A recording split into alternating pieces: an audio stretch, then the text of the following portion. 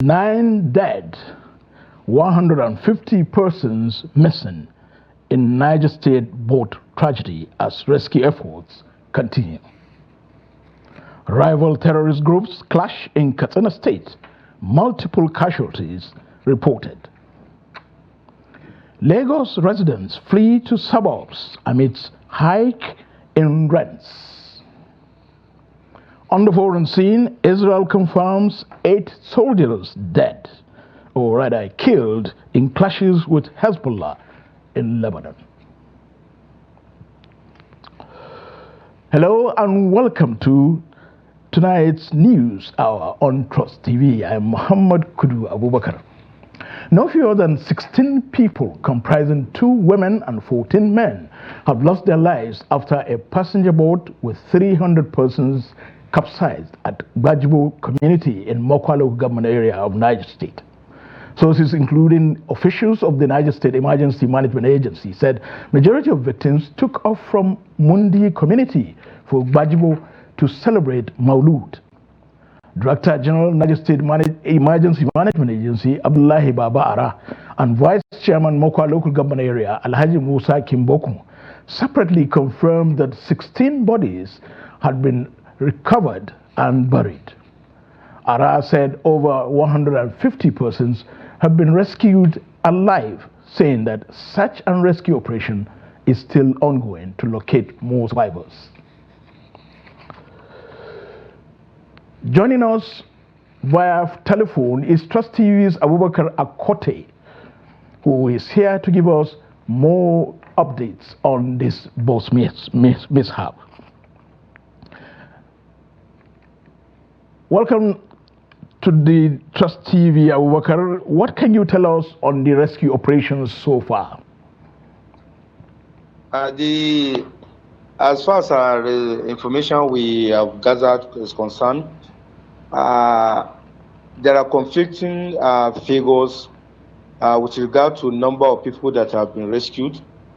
While the State Emergency Management Agency said over 150 people have been rescued. Speaking with the Vice Chairman, Moka Local Government, though he did not give a number, but he said many people were still in water. And he said what wasn't the plight of the victims was that when the first boat capsized, another big boat that was taken for rescue operation, because the incident happened in the night, did not actually see the victims who were in the water.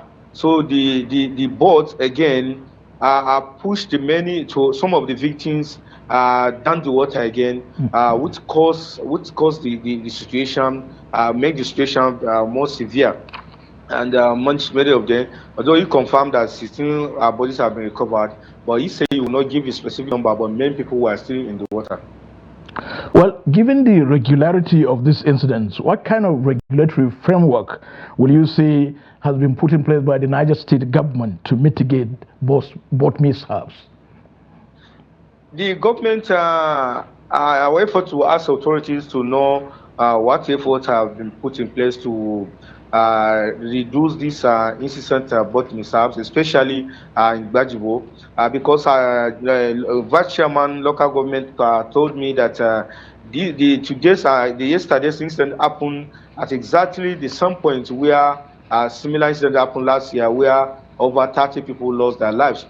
Although he said this one, while that of last year was attributed to trees, underwater trees, this one, there was no underwater trees, that the boat, while moving, broke into 2, which some locals in the community describe as a mysterious incident, because that the boat did not hit a tree and there was no rain, and it just at that point it broke into 2, and then the incident happened and people fell in the water. So authorities said their efforts will be put in place. It's a similar song that they have sing every year once this incident happens, and once it happens, until another one happens, they keep on saying efforts will be put in place. I recall the chairman, Boat Operators Association of Niger State, Alhaji Atairu, recently called for establishment of rescue marshals to ensure that once a mishap happens, there will be prompt response to rescue the victims. Because local divers, most of them also lack the requisite tools to rescue the victims once it happens. But once marshal is on ground and they have requisites skills or tools, it will always save lives and properties once the mishap happen immediately. Well, from your account, it appears even the rescue group or team were not well prepared. You said the boat that went to do the rescue also went ahead to, if you like, injure some of the victims as well. So what exactly is happening? Is it that the state government is not doing anything to stabilize water transport in those areas? Because the entire area is riverine by your account. Yeah, on account from the operators is that government is not actually doing enough as far as even enforcement of water transport laws and policies are concerned. Even though NUA has always told us that it's due to community resistance that's making some of the activities difficult. But if those policies are well enforced to ensure that the communities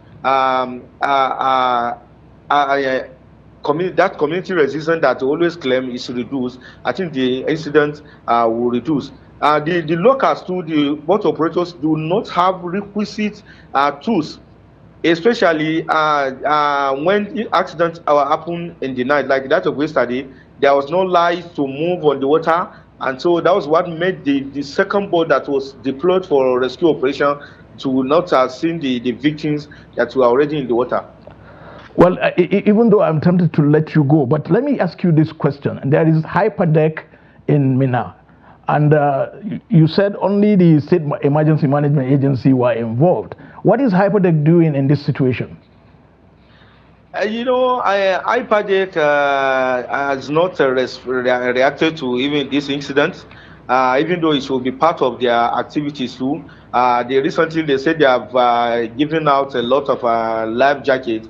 But these communities have told us several times without number that the life jackets that are being given to boat operators are not enough. Imagine this kind of boat that was carrying over about 300 travelers, which required each of them to have a life jacket. And at a point, you see a boat operator, only the driver of the boat will be wearing a life jacket. So the agencies concerned need to do a lot, including IPADEC, to ensure that the life of people are protected. Thank you, Abubakar Akote. Please take care and keep us updated. Thanks. Moving on now, over 300 communities have been flooded and an estimated 5 million locals sacked from their homes in Mokwa local government area of Niger State. Reports say women and children are now taking shelter in schools that have now been converted into internally displaced persons camps, where they are also faced with acute water shortage. Although schools are currently in session in Niger State, some children in the state will have to miss classes for several weeks, and in most cases, even up to a month, losing valuable learning time. Several farmlands have been washed away, putting farmers at a loss and raising concerns for Nigeria's food security. The council chairman, Mokwa local government area of Niger State, Abdullahi Moregi, said although no life was lost, properties and farmlands have been submerged. He requested for help, saying that the situation had overwhelmed the local government. Nigerian markets have continued to receive more than hundreds of thousands of metric tons of assorted grains from local farmers across part of Bauchi State. Residents are having a sigh of relief, while customers are praying for stability of prices in the weeks ahead. They stated this during a visit by Trust TV's Adamu Imam to Durham Weekly Market along the Bauchi-Ningi-Kano road to examine the extent to which prices of grains have dropped after this year's harvest. The report. The number of people who patronize the local market has increased as fresh produce from this year's harvest hit the markets. Residents could not hide their happiness with the price drop and after experiencing the surging prices of staple food items in the last months. We thank God for witnessing another bumper harvest because business activities at the grain market are now at their peak and prices have come down unlike in the last few months. We are very excited about this development and we pray that God sees us through this hardship. Before we used to buy a measure of grain at 2,800 naira, but now it has dropped to 2,000 and we are very happy about it because food items are affordable for the common man. We hope the price will remain the same or even going down a little more.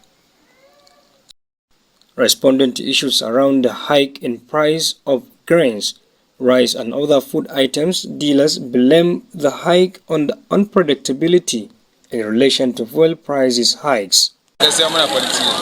Right now, people appreciate the fact that prices are dropping.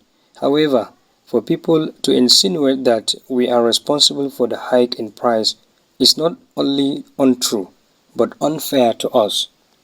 Prices in the market vary from time to time, and we only sell depending on how much we buy. Yes, the price of rice is coming down gradually. Before we sold one measure at 2,800 or 2,900, but now it's 2,000 naira only. Honestly, if the price goes up, we make a more profit, but when they drop, people buy more. So if the price is high, people hardly patronize us, but now sales have jacked up. However, President Tinubu in his nationwide broadcast marking the 64th independent anniversary appealed to Nigerians to exercise patience as plans are underway to address the economic hardship in the country. Adam Imam, Trust TV News, Bauchi. Two terrorist rival groups loyal to Mainore and Bozaro gangs on Wednesday morning clashed in Katsina State's Damusa local government area, leaving many bandits dead. The terrorist groups clashed over some herds of cattle believed to have been rustled by one of the groups. A resident of Kwanardutse near Garangamawa village on Entumaki Dutsema Road, who preferred anonymity, informed Trust TV News in Katsina that about 8 terrorists were killed on the spot, while several others escaped with gunshot wounds. The bandits' rival groups have been terrorizing residents of Damusa, Safana, and Dutsema local government areas over the last decade, disrupting the peace and leading to mass displacements of the people. Though there is no official statement from security agencies regarding the clash at the moment, the Damusa Council Chairman Sanusi Dangi Abbas confirmed the incident to Trust TV News, urging residents not to relent in prayers for the restoration of peace to the areas. The chairman appealed to security agencies to search for the wounded terrorists with a view to arresting them and promised to continue to work closely with all stakeholders towards tackling insecurity in the state. Joining us via phone is Trust TV's Abdullahi Ahmadi, who is here to give us the update on this situation. Abdullahi, thank you for joining us. Thank you very much, Muhammad Kudu Abubakar. What can you tell us on the search operations for the wounded terrorists? Well, up to this moment, we have not heard anything from either the security agencies or any local security outfit regarding the search operation. But all we know is that as the Damusa Local Council Chairman informed Trust TV some hours ago, that there is a search operation by some local security outfits, but yet we have not had anything from what they have been doing so far. Well, do you think the local government is mobilizing the vigilante groups and the police and other security agencies so that they will be able to really get hold of the wounded terrorists? Well, of course, because already there is this local security outfit, Community and Security Watch Corps, is a security outfit established by the state government, and the Damusa local vigilante group who have been operating hand in hand. And of course, like the chairman said, they mobilized the two outfits to start the search operation with a view to apprehending the wounded terrorists from the clash that occurred this morning.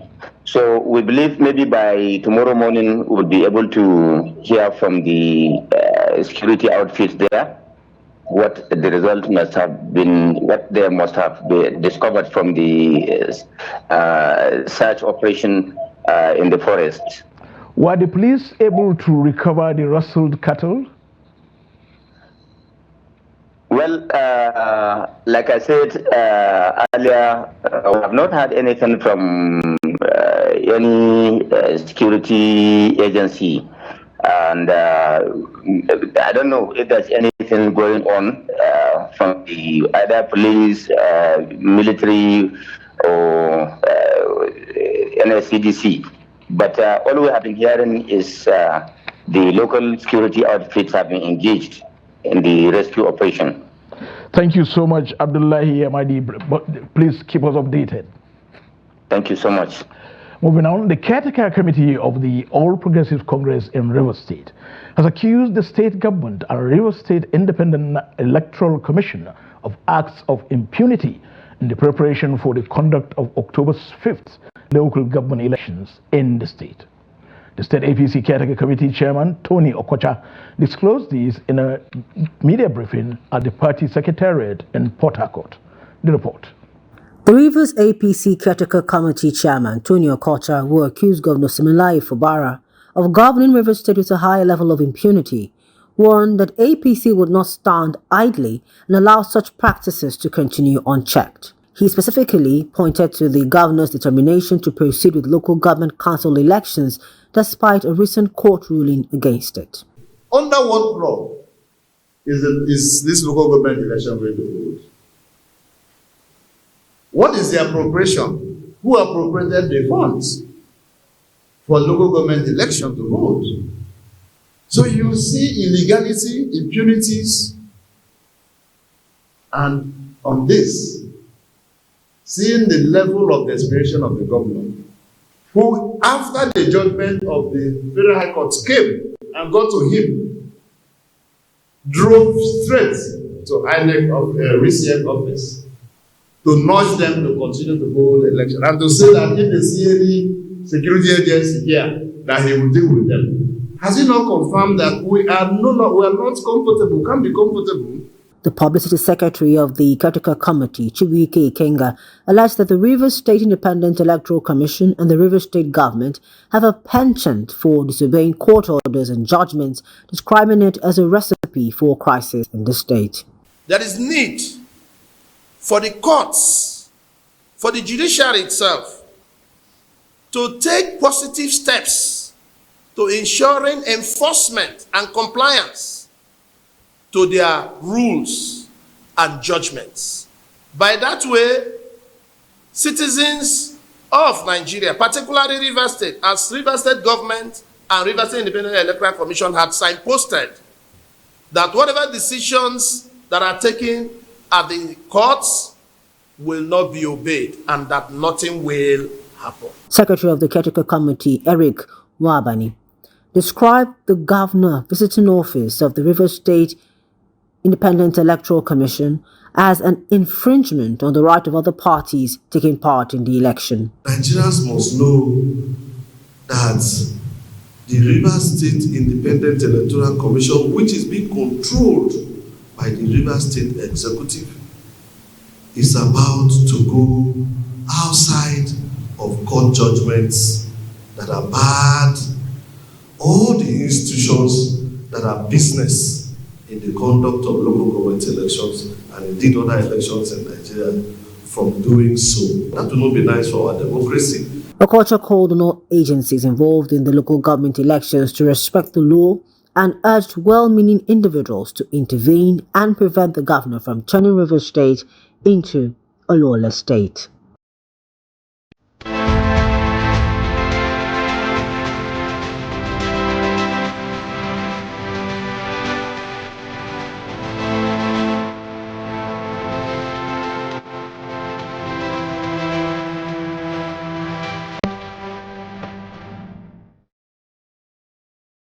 Despite the ongoing economic challenges in the country, landlords in Lagos State have significantly increased the cost of house rents, further subjecting residents to further hardships in the state. As a result, tenants who are unable to afford the new rates are now relocating to more affordable suburban areas in the state. Victoria Tokolo's report is presented from our studio.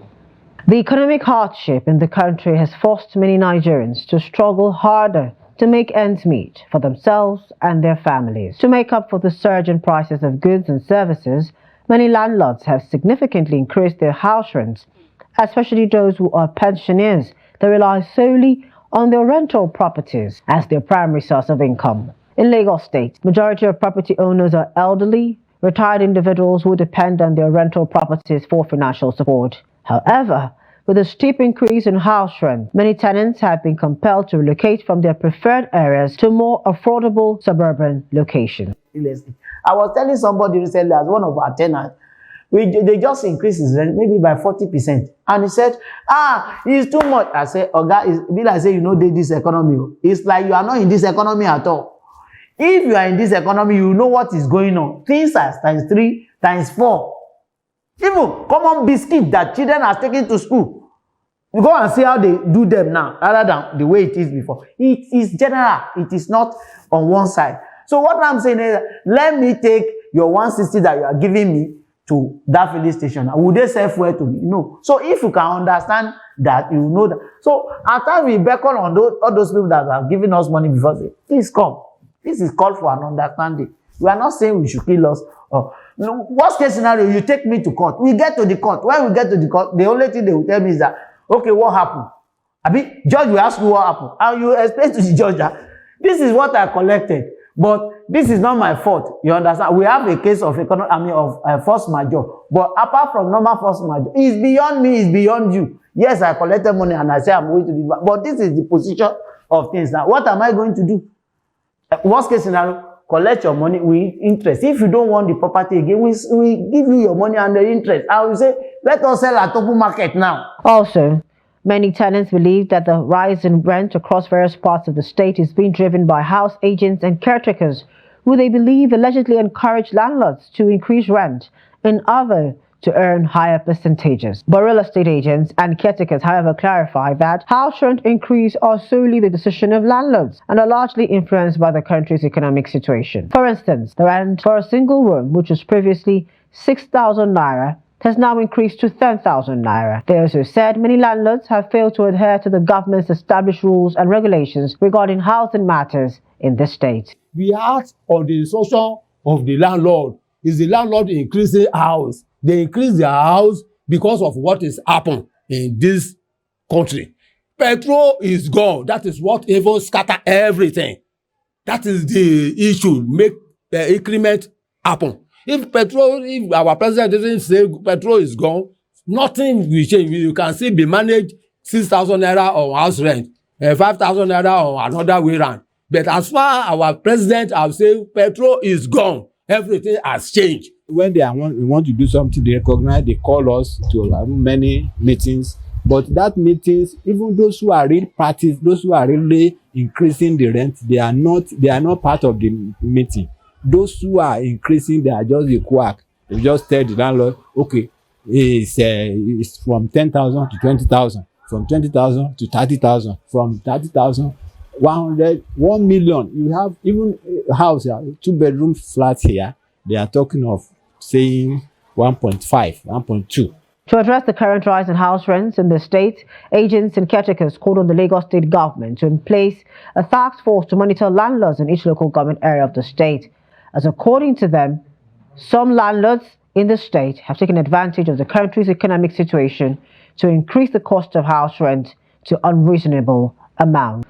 Still on Nigeria's 64th independence anniversary, members of a non-governmental organization known as Women's Rights Group have used the occasion to call for urgent action against gender-based violence in Nigeria. The campaign tagged Break the Silence, End Gender-Based Violence in Nigeria seeks to create awareness on the need to address issues around abuses against women. The report. Gathering on Nigerians' anniversary day, the Women's Rights Group is here to condemn the alarming rise in femicide, rape, and gender-based violence in Nigeria. According to the group, statistics are staggering and the stories are heart-wrenching. Victims of sexual and gender-based violence were remembered at the protests. Among them, Uwa Omozuwa, who was brutally murdered in a church in Edo State. Evelyn Ibe, who was stabbed to death by her husband in Abuja. Comfort Ogbu, who was murdered by her husband in Enugu. Bimbo Ogbonna, a victim of domestic violence. Christiana, killed by a family friend who demanded ransom. Barakat, murdered by a stranger. A married woman, raped by a police officer in Lagos while in custody. And a little girl defiled by a police officer in a police station. According to them, these cases are not isolated incidents, but a reflection of a culture of impunity and systematic failure. We're tired of cases being dragged on.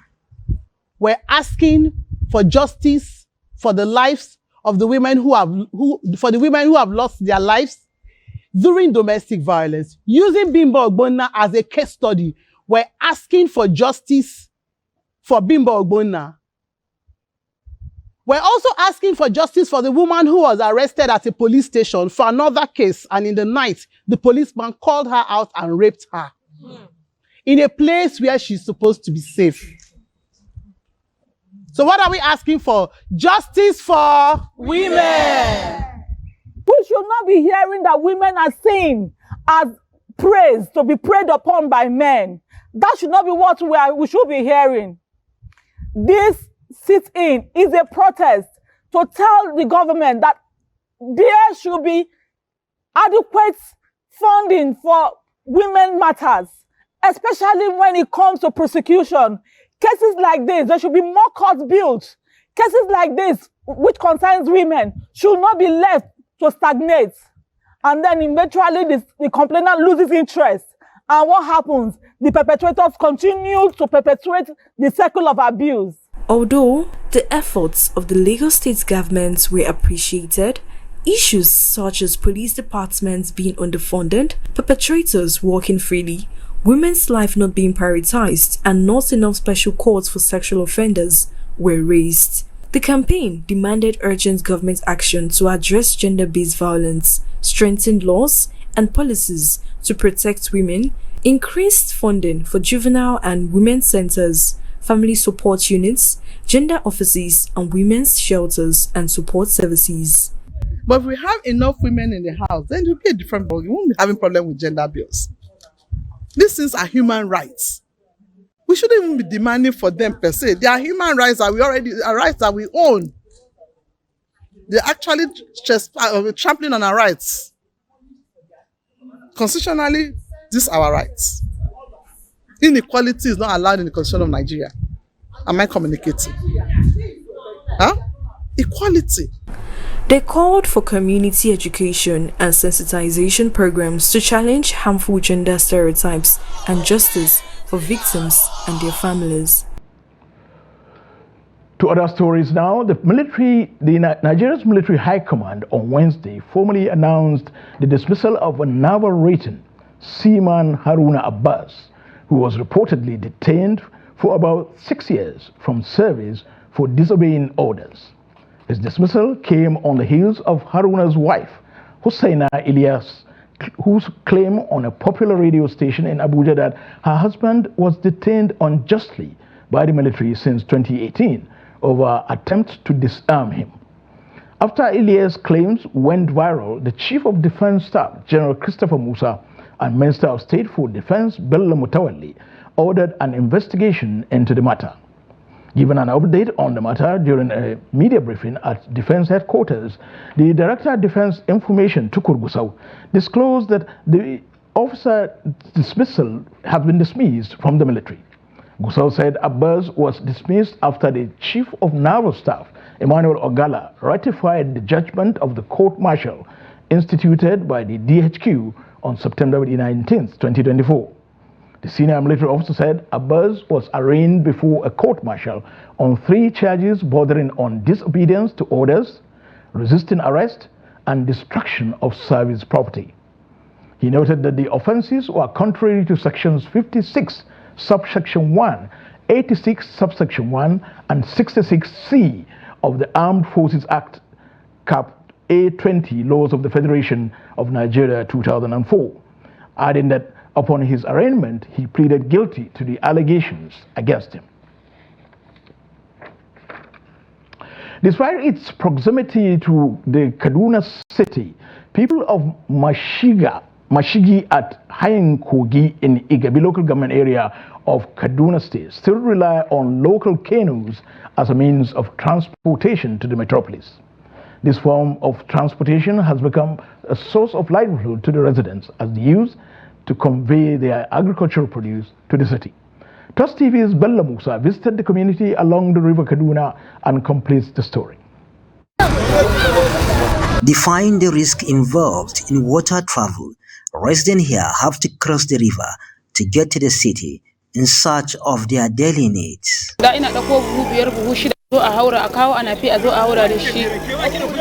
I normally buy 5 to 6 from town and across the river, sometimes at about 10 p.m. because of the fastest means of transportation. Pregnant women suffer a lot while we are taking them to hospitals during labor. We need to have a bridge.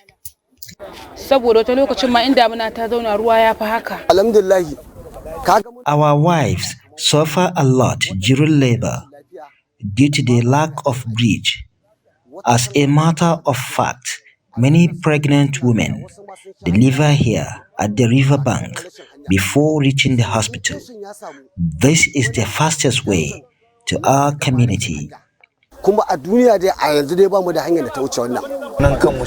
Mandiri Haya is the chairman of the Canoe Peddlers Association. He tells Trust TV what it means to be a peddler and other issues in the trade. They normally carry pregnant women on motorcycles to the riverbank for onward movement to the hospital.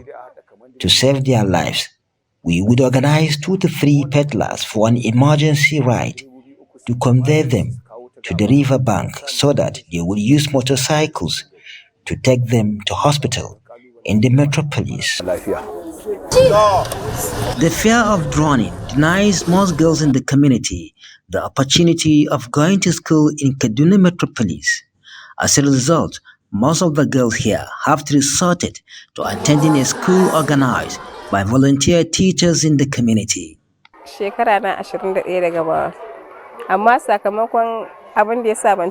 I completed my primary school 21 years ago. I could not further my education because we don't have secondary school, and crossing the river is very scary as people usually drown because of overloading. Sometimes we don't blame the canoe operators for overloading because since they don't collect money from us as students, they will make us that number by carrying others, leading to overloading which has caused many to drown.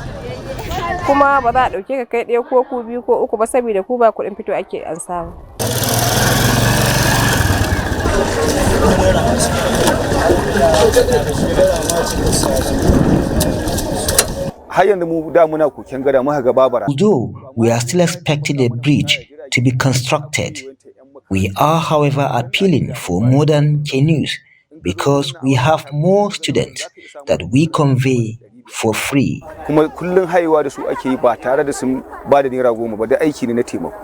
The community produces variety of agricultural produce that are transported to the Kaduna metropolis on a regular basis. Bella Musa, Trust TV News, Kaduna. Over 800,000 caregivers whose children have completed their routine immunizations in Katsina State have received cash assistance from a group known as New Incentives. The organization made the disbursement at the instance of Governor Dikko Umar Radda at an occasion held at the premises of the State Primary Health Care Agency on Monday, as part of efforts to encourage caregivers to ensure that their children are immunized against killer diseases. Abdullah Ahmadi has the report.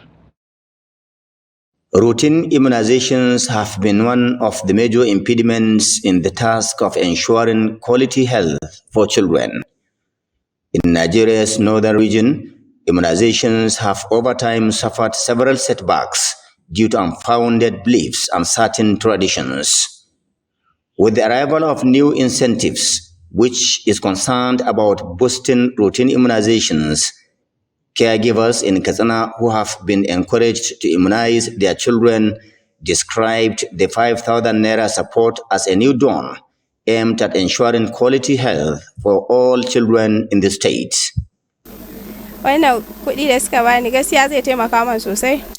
The new incentive has assisted us greatly, and as such, I've been sensitizing more caregivers to accept immunization in order to benefit from the grants. Right now, about 800,000 of us have received the grants, and as you can see, the governor is disbursing it live, so it can be real.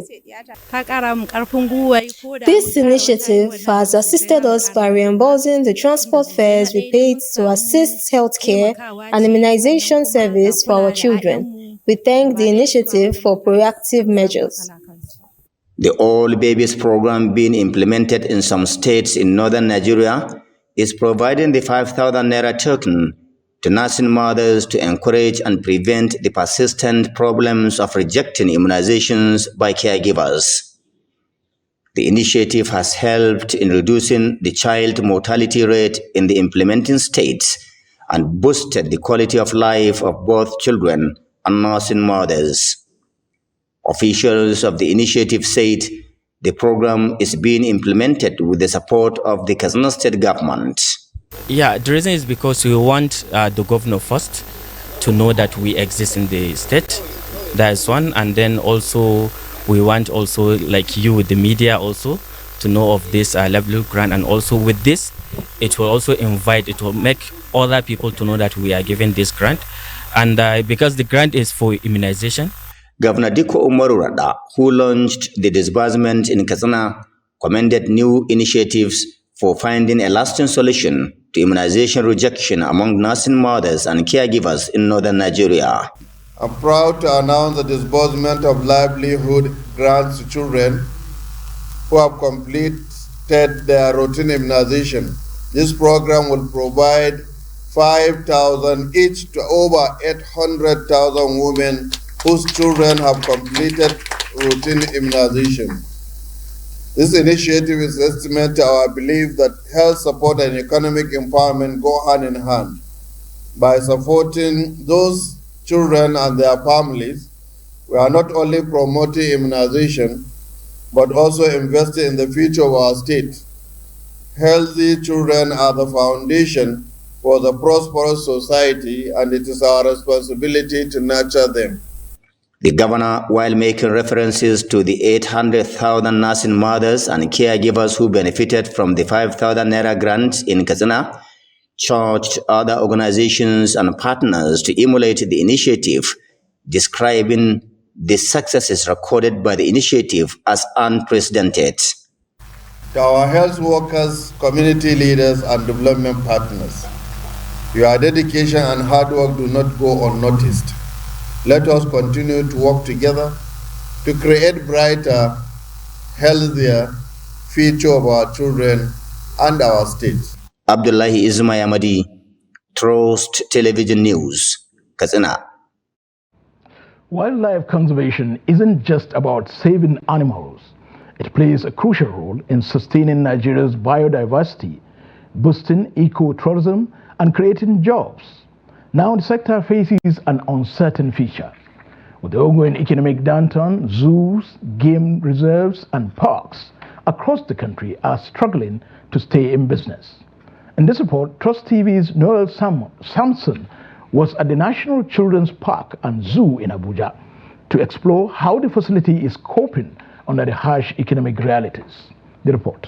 A visit to the National Children's Park and Zoo Abuja opens ones to a calmer, serene atmosphere with different animals and relaxation spaces. The zoo has about 40 animals of different species, including lions, crocodiles, monkeys, snakes, buffaloes, and ostriches, among others. The manager of the park and zoo took us through how they have been coping with the present economic situation in terms of feeding, taking care of the health of the animals, and also staff welfare.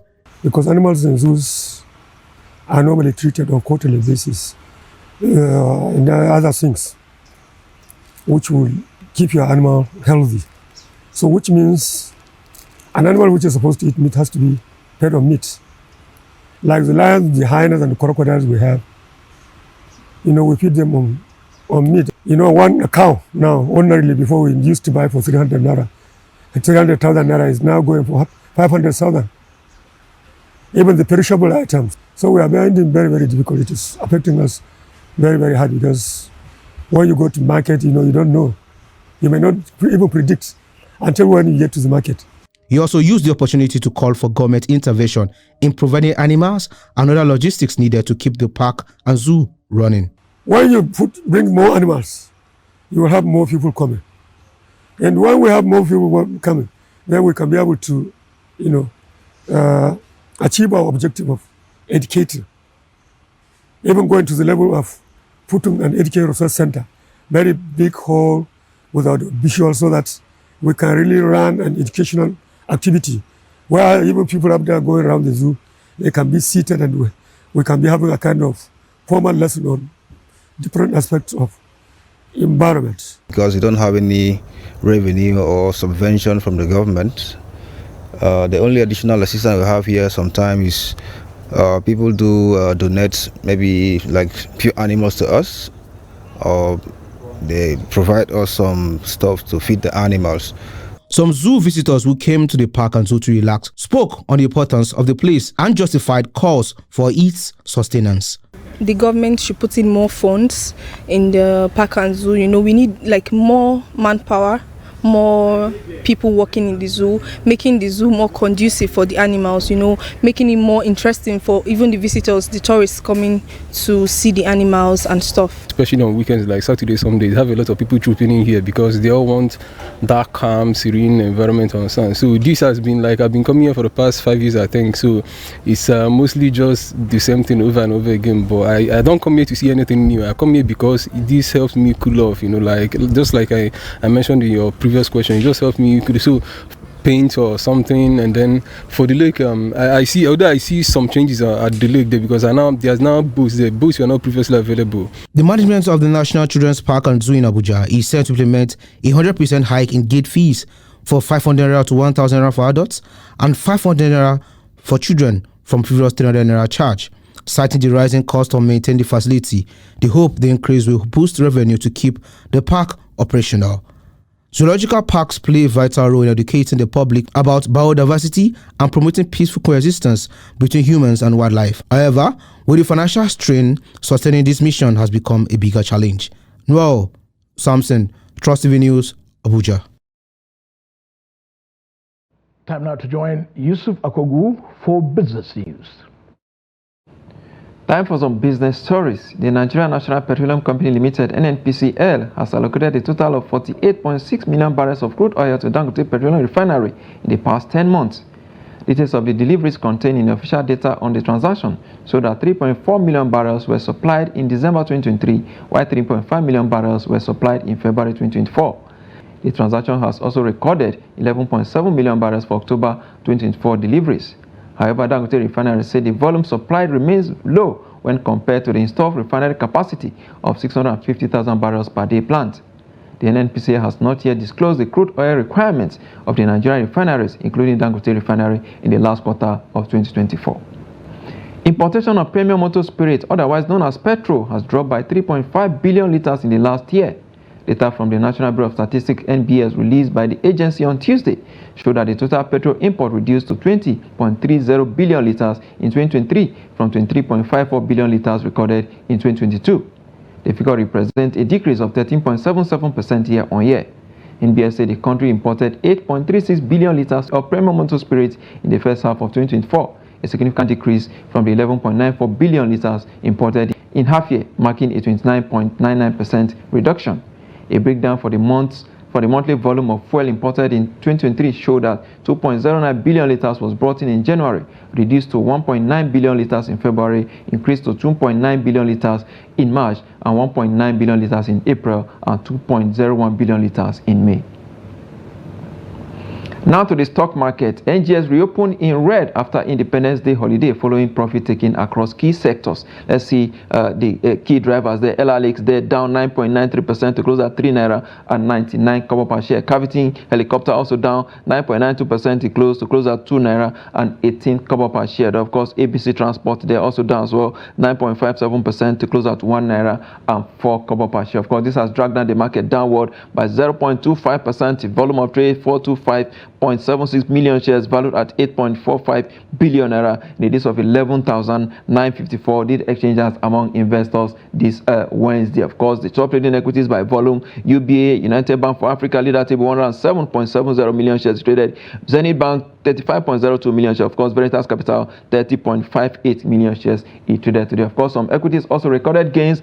International Brewery with leader table there 9.98% to close at 4 naira and 41 kobo per share. There Maya also up there 9.94% to close at 8 naira and 52 kobo per share. Of course, Veritas Capital also gained 9.93% to close at 1 naira and 66 kobo per share there. And that's the highlight of stock trading as it went down this Wednesday on the floor of NGX. Let's see the global stock market and exchange rate data for today.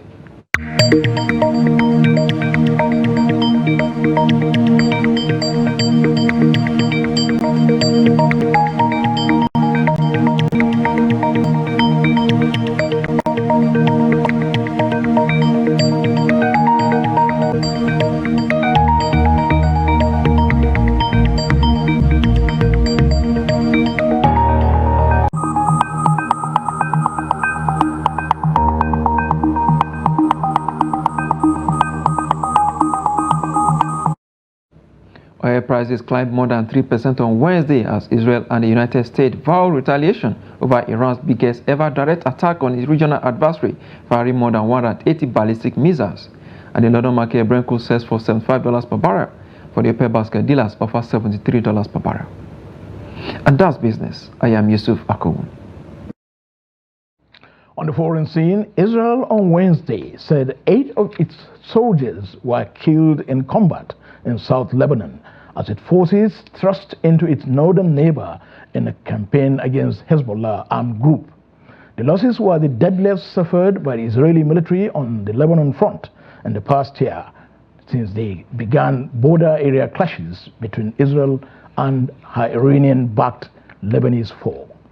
Hezbollah said its fighters were engaging Israeli forces inside Lebanon on Wednesday, reporting ground clashes for the first time since Israeli forces pushed over to the border. Hezbollah said it had destroyed 3 Israeli Merkava tanks with rockets near the border town of Marun el-Ras. The Israeli military said regular infantry and armored units were joining its ground operations in Lebanon, a day after Iran fired more than 180 missiles into Israel, a barrage which raised concerns that the oil-producing Middle East could be caught up in a wider conflict. Iran said on Wednesday its missile volley, its biggest ever assault on Israel, is overbearing further provocation. But Israel and the United States promised to hit back hard. Time now to join Emmanuel Fashimi with the latest in sports. The Referees Committee of the Nigerian Football Federation (NFF) has organized a training program for referees in the Women's League and a lower cadre of Nigerian football. The preseason training program was organized for referees in the Nigeria National League (NNL), Nigeria Nationwide League, and Women's Leagues at the Samuel Ogbomdia Stadium in Benin City. The training program, which is for the southern states in the country, began with medical and physical fitness test. Recall that the 2024-2025 NNL season will kick off on 30th November 2024. Nigeria's under-20 team Flying Eagles continue their preparation for the upcoming Wafubi tournament with a humiliating 6-0 mauling of Morak FC in a warm-up game on Wednesday at the FIFA Go Project Abuja. The under-20 team has been in camp for the 2024 Wafubi Under-20 Championship in Togo. With 3 weeks in camp, the Aliu Zubairu tutored side look ready for the tasks ahead as the players play together as a team with much understanding of each other's strength and also to the instruction of the coach.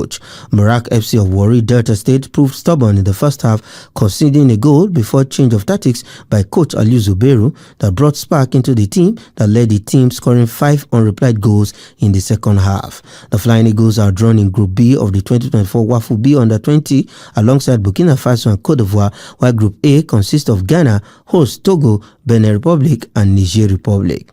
The tournament also serves as 2025 CAF Under-20 African Cup of Nations. The Nigerian side are determined to continue their dominance in West Africa, having won the last edition in 2022, which qualified them for the Under-20 AFCON.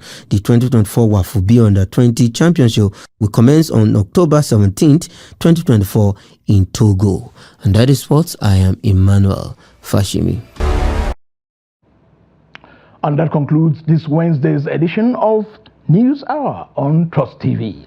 Do not forget to follow us across all our media platforms and join our YouTube live stream for more news, programs, and documentary. I am Muhammad Kudu Abubakar. Thank you for watching.